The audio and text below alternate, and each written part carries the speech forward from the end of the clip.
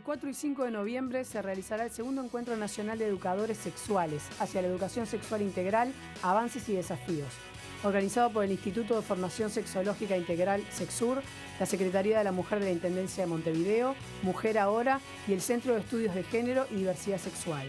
En la mañana recibimos a Mirta Ascue, integrante de SEXUR y coordinadora general del encuentro.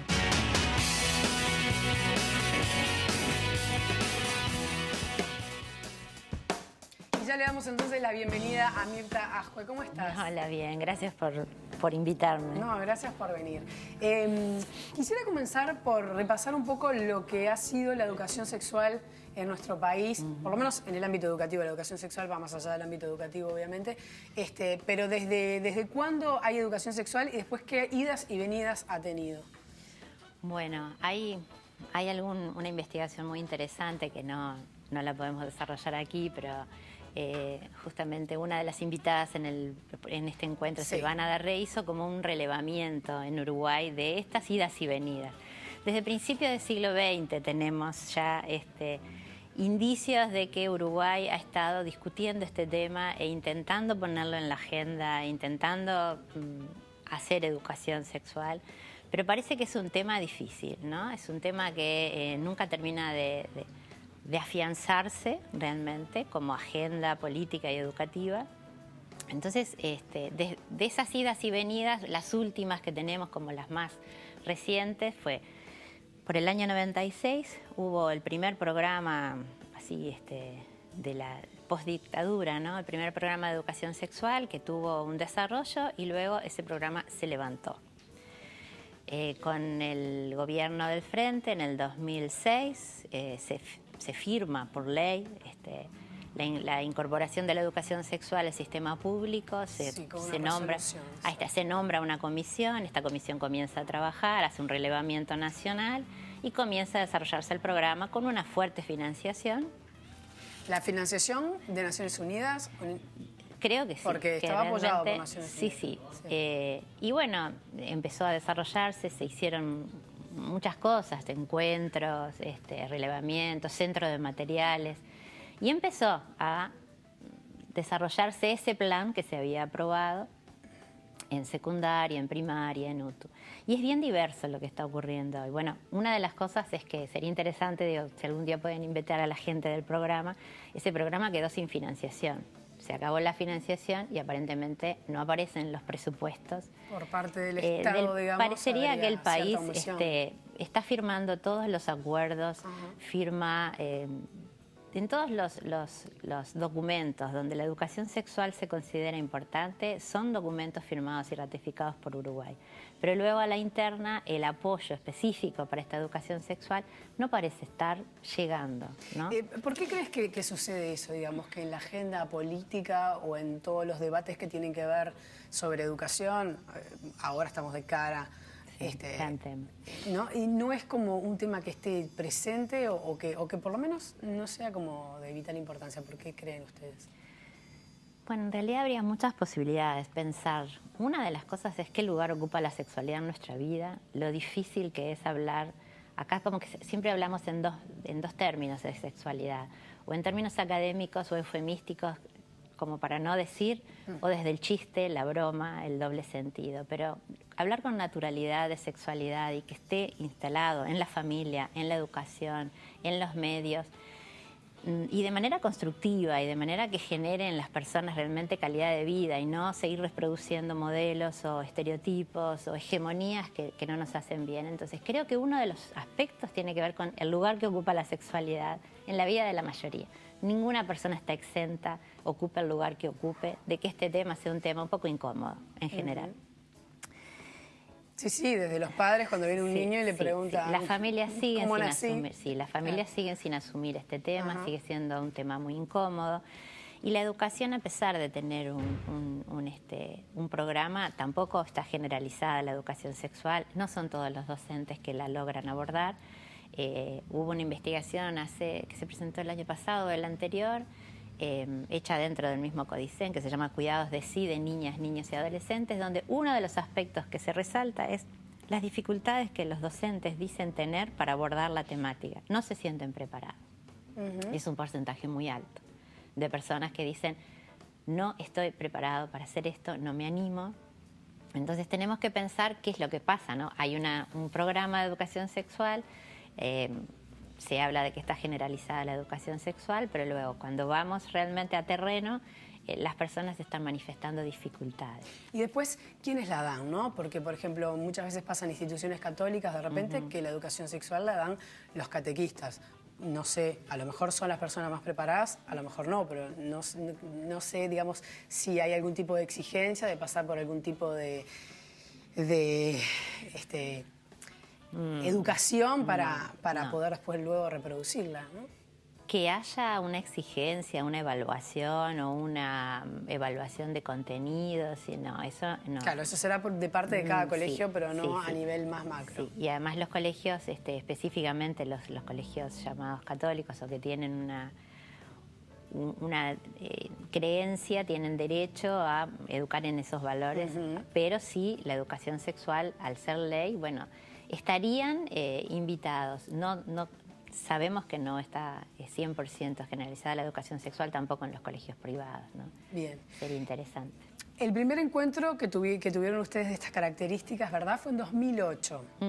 ¿Cómo fue? ¿Qué dejó? ¿Qué saldo dejó?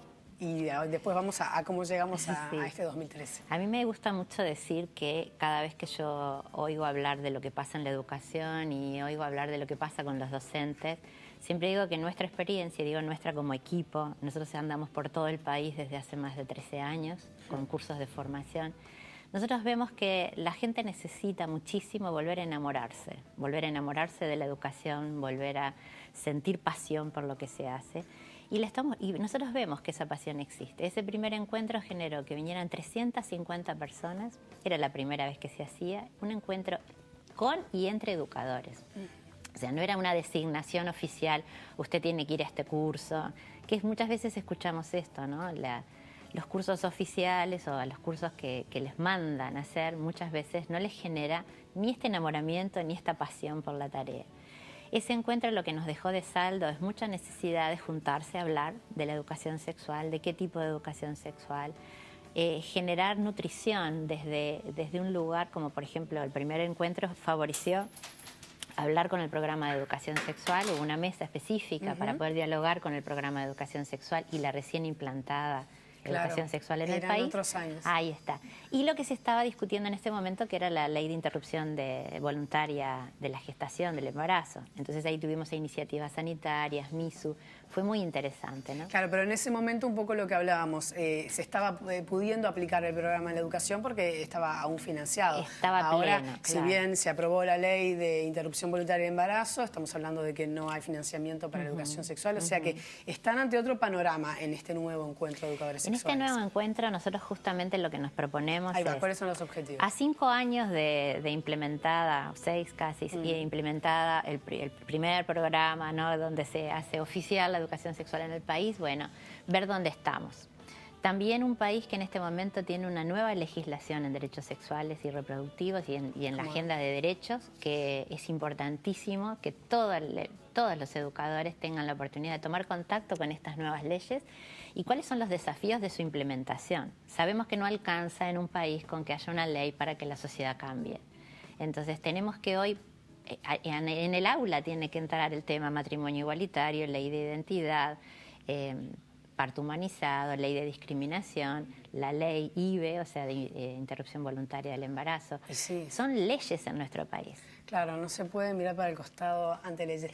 Y Sería después la otra cosa que es como importante resaltar, porque claro, estamos hablando de la educación que obviamente no es el inicio de todo en los chiquilines son el futuro del país, pero bueno, pero para aquellas personas que ya no están en el ámbito educativo, que la educación sexual, por ejemplo, también tiene que ver con los sistemas de salud diversos que hay, ¿verdad? Lo que se llama la educación sexual no formal, que hay muchísimas experiencias en Uruguay a través de los sistemas de salud, a través de los centros comunales, a través de los centros, por ejemplo, en los CAIF se trabaja muchísimo con las familias y hay otras iniciativas. La idea es que la educación sexual sea permanente porque cada vida, cada etapa, cada nuevo momento de la vida nos desafía a tomar nuevas decisiones. Totalmente, la sexualidad más de uno en cada etapa de la vida es Muchas totalmente veces diferente. nosotros escuchamos que se dice, no, nosotros hicimos un taller, no, nosotros invitamos a un especialista, entonces invitan a un ginecólogo, ginecóloga, una psicóloga, un psicólogo.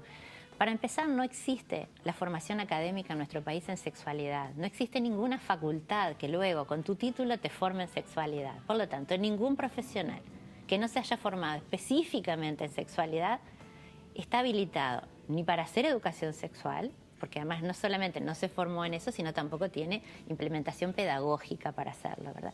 Esto es una cosa que sería importante que Uruguay empezara como a hablar más seriamente. Parece que hemos intentado, pero no se logra, ¿no? Y lo otro es que se necesita que la formación permanente y que las personas tengan acceso a poder hablar de, bueno, primero vida, adolescencia, luego cuando sos adulto, luego cuando tenés hijos. Cada etapa requiere de un acompañamiento o un saber que, bueno, que genera... ¿Por qué saber? Bueno, porque genera calidad de vida. Es como saber de nutrición. Una cosa es comer, otra cosa es nutrirse, ¿verdad? No, y saber porque a uno le pasa lo que le pasa, porque uno siente lo que siente. Ni que hablar en la etapa niño y adolescente. Es que en educación, ahí va, también, tenemos ¿no? tanta cosa, ¿no? ¿Qué lugar ocupa nuestro cuerpo? ¿Por qué el cuerpo sexuado es tan difícil de nombrar, los miles de nombres que tienen los genitales? Parece que los niños tienen que tener genitales que se les llamen de maneras graciosas porque si no asustan. Y luego también una serie de aspectos que tienen que ver con cómo nos educan como varones y mujeres, que esto es lo que se llama el aspecto, la perspectiva de género, ¿no? Sí, a lo que se le da importancia, sí, ¿no? También. Incluso hablando de órganos sexuales, o sea, el tamaño, esto, aquello, esas cosas que... Y que eso generaría desde la infancia, si nosotros pudiéramos tener una mayor naturalidad para desarrollarnos como una parte más. Por ejemplo, ¿cómo nos enseñaron a lavarnos los dientes? Y no hay ningún problema y te enseñan a abrir la boca y a cepillarte bien. Entonces ahí no hay drama, pero hay parte de nuestro cuerpo que están vedadas en la educación infantil. Sí, claro. Entonces, esta huella va quedando. Del cuerpo no se habla, hay lugares, hay zonas que son prohibidas. El límite entre lo que tiene que ser el pudor y lo que tiene que ser el conocimiento, ¿verdad? Ahí hay un difuso límite, entiendo. Porque además el pudor es una cuestión, una construcción social. Nosotros sabemos que hay pueblos que viven sin ropa y no por eso la gente está una montada sobre la otra. No, lógico, pero tenemos de todas maneras raras el pudor tampoco necesariamente tiene que estar de la mano de falta de conocimiento. Exacto. Eso es lo que entiendo. Ni de la represión, ni de la vergüenza. Y estar totalmente informado y saber del tema. Y de no sentir vergüenza. O sea, el pudor puede ser una cuestión de cuidado, de no necesito exhibirme, pero no sentir vergüenza, que son cosas diferentes, y que la vergüenza hacia el cuerpo es algo que aprendemos desde muy temprana edad, mucho más las niñas que los varones. Y luego está ligado, bueno, a todo nuestro desarrollo y cómo vivimos ese desarrollo. Entonces, cómo la educación sexual, que no es solo biología, adquiere una importancia trascendente en toda nuestra vida, pero también en ese acompañamiento con las familias. Si la escuela da un mensaje y la familia otro, ahí se genera lo que es la comunicación paradójica, ¿no? Que hace que, bueno, necesitamos cierto acompañamiento también de que lo que se dice en la escuela y lo que ocurre en casa no sea tan exactamente. Diferente. Es un mundo ideal, esto no es fácil.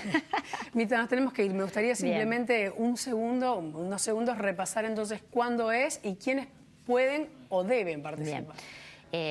Cualquier persona puede participar porque es un encuentro abierto y gratuito.